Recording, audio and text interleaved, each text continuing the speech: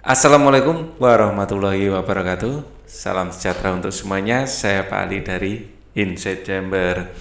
Sejalan dengan program pemerintah dalam belajar di rumah selama pandemi, ya, ini adalah kebudayaan ya untuk SMP, Javanologi dan Ronggo Warsito yang ditayangkan pada Rabu tanggal 15 bulan April.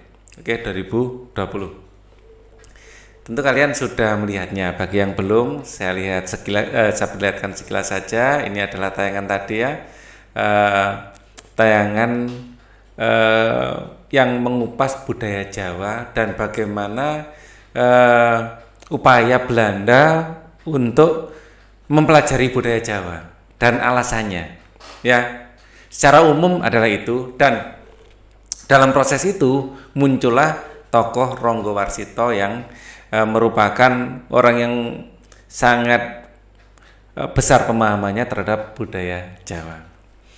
Oke, kita akan swap dulu sekilas videonya. Ini adalah menunjukkan candi ya. Candi ini adalah salah satu bukti dari besarnya atau keagungan budaya Jawa. Ya, ini banyak sekali ilmu pengetahuan yang secara tidak kasat mata ada di sana, yang seyogyanya kita sebagai generasi penerus mempelajarinya. Ya, ini adalah milik kita. Oke, kemudian kalau kita lihat di sini saya ada beberapa catatan sebelum kita menjawab pertanyaan ya.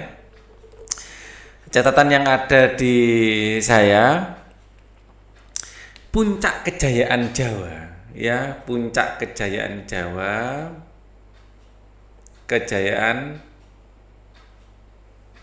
budaya Jawa gitu ya, budaya Jawa itu ada pada masa Kerajaan Mataram ya, Kerajaan Mataram ya. Dan pembicara tadi ya memberikan ditandai ya, memberikan tanda kalau ini puncaknya, tandai Indonesia ini sudah mengalami masa di mana, atau Jawa ya, Kerajaan Mataram itu ada masa di mana sudah masa damai yang lebih fokus pada kebudayaan ya, itu puncak kejayaannya. Dan disebutkan bahwa itu adalah masa Bizantiumnya Indonesia ya, masa Bizantiumnya versi Jawa ya. Nah, kemudian kejayaan ini mulai turun sejak zaman Majapahit. Karena di zaman Majapahit ini terjadi perang saudara ya, kita kenal dengan perang Paregreg. Ya, jadi hancurnya Kerajaan Mataram atau mulai menghilang apa ya? Hancurnya sejarah kerajaan di Indonesia mungkin ya. Yang besar ya, sekarang masih ada tapi kan nggak sebesar dulu, itu sejak perang saudara di Majapahit. Dan ini jangan, kesalahan yang sama jangan kita ulangi untuk kejayaan Indonesia ya. Nah, salah satu dari ciri ya, dari bukti sejarah ya, dari kejayaan budaya bangsa Indonesia itu dengan ini adalah Jawa waktu itu ya. Ini adalah logo Majapahit tadi, ini adalah logo dari Majapahit. Terus kemudian ini narasumber kita ya. Kita di kerajaan. Nah, ini menggambarkan selain gara-gara perang saudara, memang kita waktu itu dijajah sama Belanda. Belanda menjajah Indonesia ya. Saya ingin menunjukkan ini ya, sebenarnya apa? Di sini ada kalender Jawa, kalender bercocok tanam di Jawa. Ya ini. Jadi ini adalah Pranoto Mongso. Ya, salah satu buktinya adalah Pranoto Mongso. Ya, kalau dalam bahasa Indonesia Pranata Mangsa jadinya ya. Pranata itu peraturan, mangsa itu adalah musim. Jadi kapan waktunya bercocok tanam, ya ini diatur di penanggalan Jawa. Nah, Pranoto Mongso ini mulai tidak bisa dijalankan. Itu gara-gara apa? Tidak bisa dijalankan gara-gara Belanda itu adalah negara yang sedang sebenarnya dulu dengan kita adalah berdagang. Karena Belanda sendiri perang dan butuh dana banyak, maka mengeluarkan peraturan kultur stelsel. Ya sebenarnya aturan dari kultur stelsel sendiri tidak terlalu memberatkan sebenarnya loh, kalau saya baca nanti saya tunjukkan tidak terlalu memberatkan. Yang jadi masalah itu banyak penguasa di Indonesia sendiri yang bermental penjilat, ya bermental asal bapak senang kalau bilangnya sekarang seperti itu. Inilah yang merusak. Ya, kita mengenalnya sebagai antek-antek Belanda itu. Jadi sebenarnya bukan Belandanya sendiri yang paling berbahaya, adalah orang kita sendiri yang sedang berkuasa saat itu. Itu yang sangat berbahaya, yang menghancurkan bangsa Indonesia. Ya, sehingga praktek dari kultur stelsel menjadi luar biasa kejam.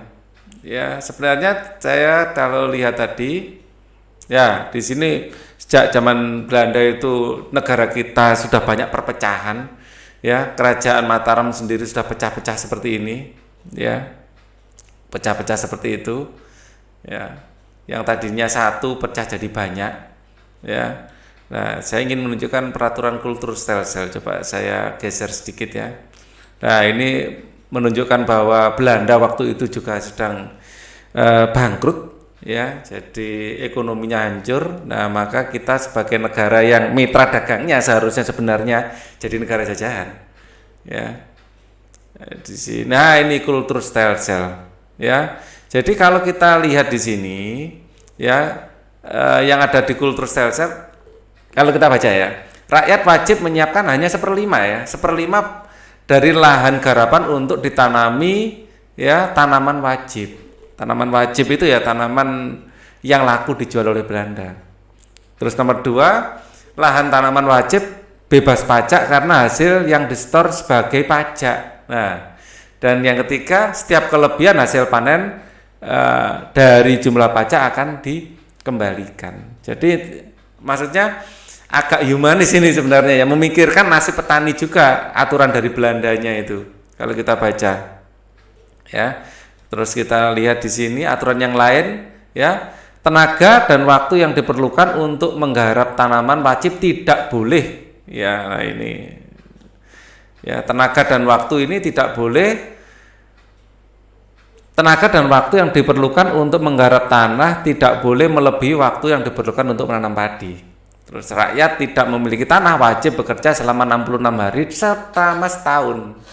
Ya ini sudah menyusahkan sih, tapi ya nggak seperti prakteknya. Dalam setahun di perkebunan atau pabrik milik pemerintah, jika terjadi kerusakan atau gagal panen yang menjadi tanggung jawab adalah pemerintah. Jadi bukan petani. Pelaksanaan tanam paksa diserahkan sepenuhnya kepada para penguasa, pribumi atau kepala desa. Ya, ini adalah peraturan aslinya. Ya, dalam prakteknya, wah ini yang lain, itu disebutkan, dan itu pun sebenarnya pemberontakan itu terjadi sangat masif, sangat sporadis. Nah itulah yang jadi masalah kita waktu itu belum ada persatuan Indonesia itu loh.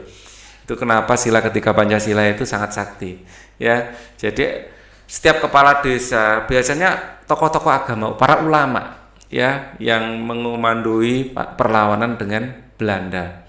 Cuman belum terintegrasi, itu yang jadi masalah. Dan salah satu perang yang paling besar adalah perang yang dipimpin oleh Diponegoro.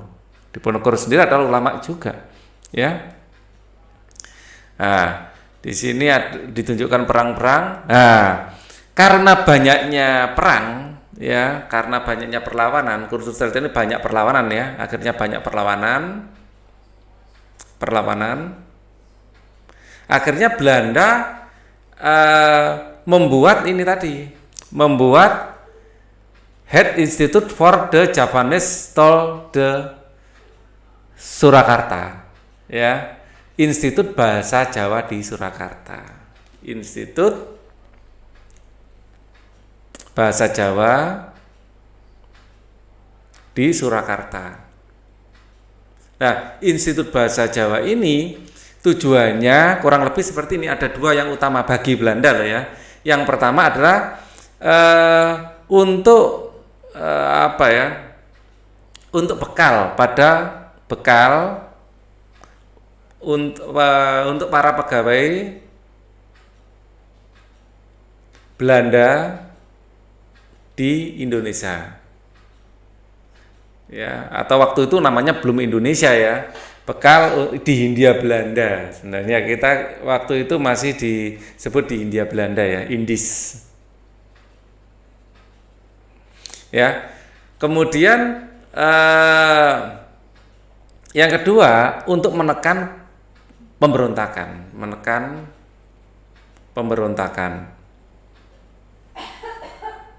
Karena Belanda berpikir ya untuk menguasai Indonesia ya atau dalam hal ini adalah menguasai Jawa ya harus paham bahasa Jawa.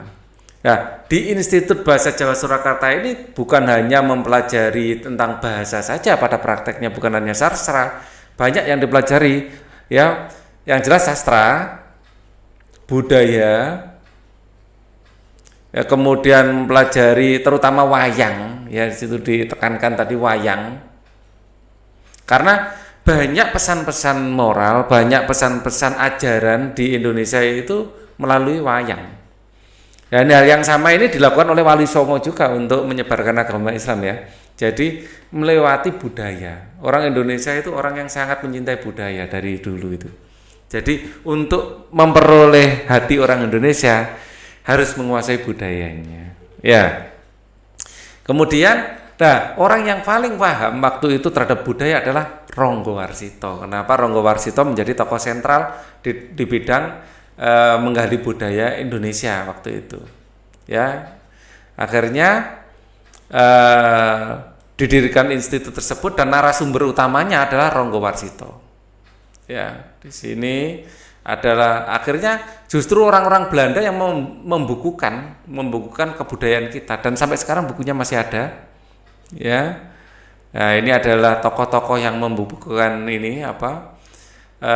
membukukan budaya kita. Nah, Javanologi, ya Java budaya, ya Javanologi Java artinya ya Pulau Jawa, budaya Jawa, logos itu kan ilmu, jadi ilmu yang mempelajari budaya Jawa, Javanologi. Ya, jadi Jawa itu erat dengan budaya, logos itu pengetahuan. Oke, kita scroll lagi, kurang lebih seperti ini. Ini adalah tokoh-tokoh yang, ini bukunya, buku-buku yang berhasil ditulis bersama Ronggo Warsito.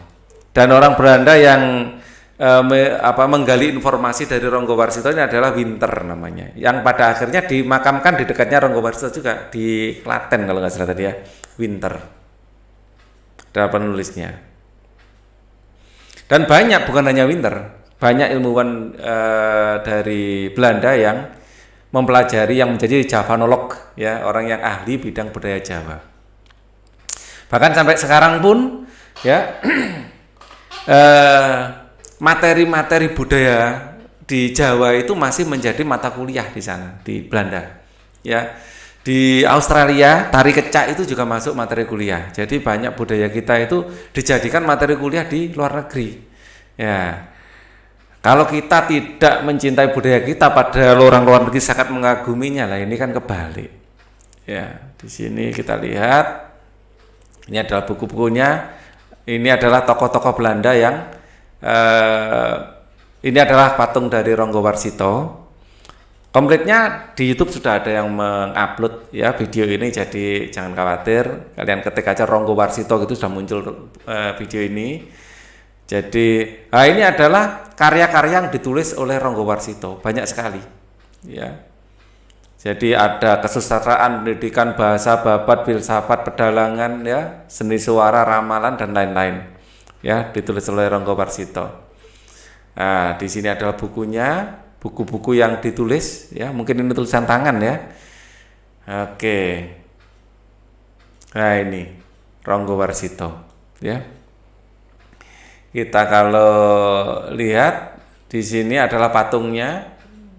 patung Ronggowarsito, dan di sini adalah gambaran dari kondisi waktu itu ya, kondisi Jawa waktu itu. Nah, ini adalah salah satu karya sastra dari Ronggowarsito yang dikidungkan sangat bagus ya oleh narasumber kita. Saya lupa lagi namanya siapa. Kalau kita scroll, kita lihat apa yang terlewat, rasanya tidak ada ya. Oke. Nah, ini tadi ada foto yang ingin saya tunjukkan. Nah, inilah Winter. Dan ini Ronggowarsito yang akhirnya makamnya disandingkan. Ada di bagian belakang. Lah, ini beda otak orang meskipun buku itu ditulis Ronggowarsito bersama Winter, tetapi orang Belanda dengan orang kita membaca buku yang sama itu bisa memiliki arti yang berbeda, karena cara berpikir kita dengan orang Belanda itu beda. Kalau orang Belanda itu sangat digambarkan itu sangat mekanis, sedangkan orang Jawa itu ya gini mikirnya. Orang Indonesia mikirnya itu sangat filosofis ya. Mereka sangat textbook ya. Beda pemikiran antara orang barat dan orang timur itu memang ada ya. Nah, buku yang sama dibaca, karya yang sama dibaca ya, mereka memandangnya berbeda. Itu sudah merupakan kearifan lokal. Ini adalah makam dari Ronggowarsito di Klaten. Oke. Nah, ini makamnya ya. Kalau kita lihat, nah ini adalah orang Indonesia yang belajar di Belanda sekarang. Beda dengan perpustakaan kita ya. Kalau nggak tahu, kalau perpustakaan kita ada yang seperti ini ya. Jadi masuk itu harus pakai hand glove. Jadi buku itu sangat dihargai. Kalau pengalaman saya kuliah nggak ada aturan seperti ini ya.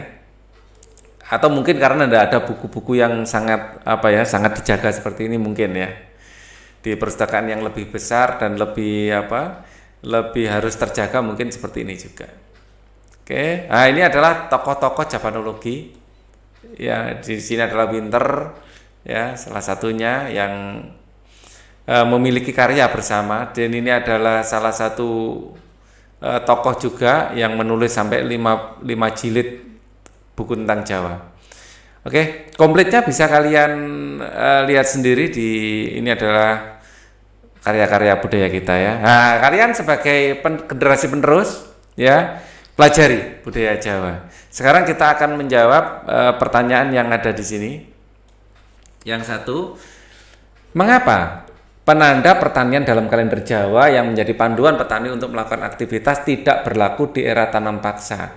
Ya, karena kita tidak bisa menentukan sendiri apa yang kita tanam. Ya, kita tidak bisa menentukan sendiri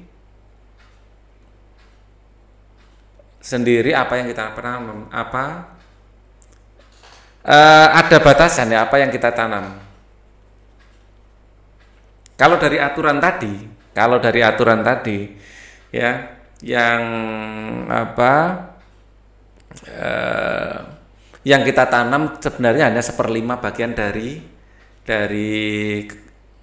tanah ya. Tetapi dalam prakteknya, kalau kita baca buku karya-karya sastra lain-lain ya, kayak Paramudia Anantatur dengan Anak Bangsa itu, si Mingke itu, terlihat di situ kita sangat tertindas di situ ya. Dan Mingke itu tokoh beneran kelihatannya ya. Ya, pendiri Syarikat Islam. Nah, dia itu tokoh yang mendobrak sistem waktu itu. Kalau kalian baca karya sastra itu terlihat kita waktu itu sangat tertindas. Ya, jadi tidak bisa. Nah, ini gara-gara apa ya? Gara-gara tadi pejabat kita sendiri yang terlalu melebih-lebihkan apa yang diperintahkan Belanda. Ya, mengapa penanda pertanian dalam kalender Jawa sudah tidak bisa? Tetapi bukan berarti Belanda tidak memberi solusi loh ya. Jadi Belanda itu memberi solusi juga sebenarnya. Ya, solusinya dibangun irigasi. Irigasi tinggalan Belanda sampai sekarang masih banyak. Ya, jadi irigasi dan bangunan-bangunan Belanda waktu itu masih banyak di Indonesia. Artinya sebenarnya Belanda ya nggak jahat-jahat banget sebenarnya ya. Ya mereka penjajah yang jahat, tapi mereka itu masih memikirkan irigasi, memikirkan jalan, memikirkan di Surabaya masih ada viaduk yang masih kita pakai sampai sekarang. Nah, ya, jadi kita yang harus introspeksi, ya, bahwa kita yang harus memperbaiki kesalahan-kesalahan kita di masa lampau juga. Ya, kita tidak bisa menentukan sendiri apa yang kita tanam ini ya. Kenapa kita tidak bisa pertanian kalender Jawa? Ya, kita tidak bisa menggunakan Pranoto Mongso tadi.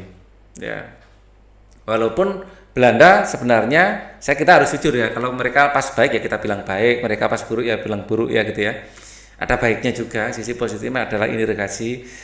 Orang Jawa kalau bilang bendungan sampai sekarang masih dam itu bahasa Jawa, bahasa Belanda ya. Bilang kereta api masih sepur itu bahasa Belanda. Ya. Nomor 2, jika ditemukan suatu daerah di Indonesia sebuah peninggalan dengan peradaban masa lalu, orang asing ingin menggali peradaban tersebut, apa yang kamu lakukan? Nah ini kita harusnya kalau orang asing saja tertarik dengan budaya kita, ya budaya masa lalu kita, budaya leluhur kita. Nah kalau kita tidak mempelajarinya kita harus merasa malu, ya. Kita juga harus mempelajarinya. Kita sebagai pemilik budaya tersebut, sebagai pewaris budaya juga harus mempelajarinya. Kita harus malu sama orang asing yang mau mempelajari kalau kita tidak mau. Ya, kita sebagai pewaris budaya, kalau orang Jawa bilang nguri-nguri budaya, harus mau mempelajarinya.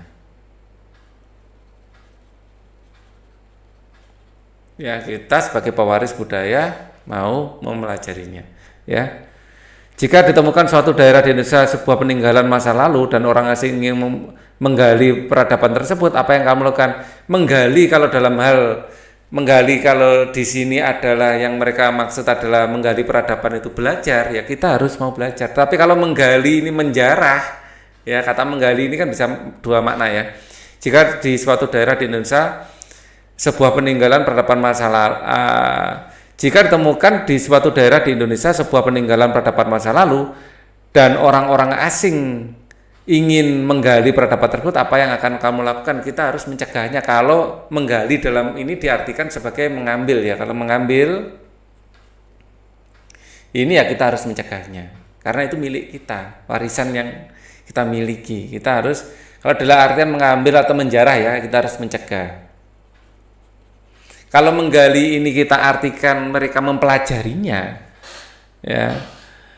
Nah, kita harusnya merasa malu ya kalau mereka aja mau mempelajari masa kita enggak. Kita sebagai pewaris juga harus mau harus mau mempelajarinya. Kalau kita artikan menggali ini sebagai mempelajari, ya. Dan memang tanpa ada orang yang asing yang mau mempelajari budaya kita juga sudah harus ada dorongan dari dalam kecintaan kita, ya. Jadi kalau itu diartikan menggali itu mengambil, ya jangan. Kita harus mencegah karena itu warisan budaya kita. Bahkan baru-baru ini barusan pihak Belanda itu menyerahkan kembali pusaka yang dimiliki oleh keris ya, keris dari Diponegoro sudah dikembalikan. Dulu sempat diambil oleh Belanda, dianggap sebagai barang jajahan ya, hasil mereka, tapi sekarang sudah dikembalikan. Masih banyak mungkin ya barang-barang kita yang ada di negeri asing di Belanda sana yang kita harus usahakan agar bisa kembali ke kita. Tapi kalau sudah kembali jangan disia-siakan ya. Di museum kalian sempatkan untuk mengunjungi museum tersebut. Jangan-jangan di sana terawat, dibawa ke sini malah nggak terawat, itu yang kita khawatirkan kan gitu ya. Oke. Ini adalah respon saya dari video Ronggo Warsito ya, dan saya bantu kalian untuk memberi jawaban. Tentu saja kalian harus menjawab dengan bahasa kalian sendiri. Thank you for watching. Wassalamualaikum warahmatullahi wabarakatuh.